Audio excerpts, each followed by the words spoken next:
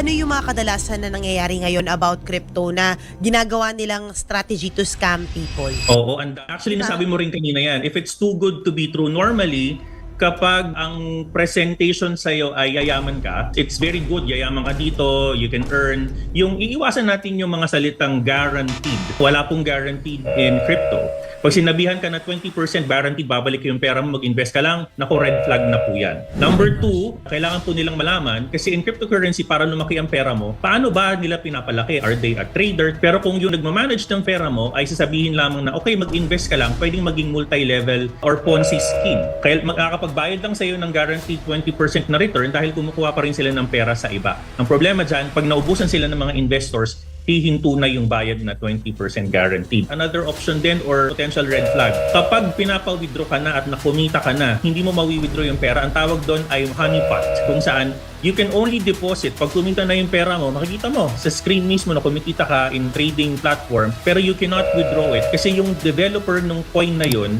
dinisable niya yung withdrawal.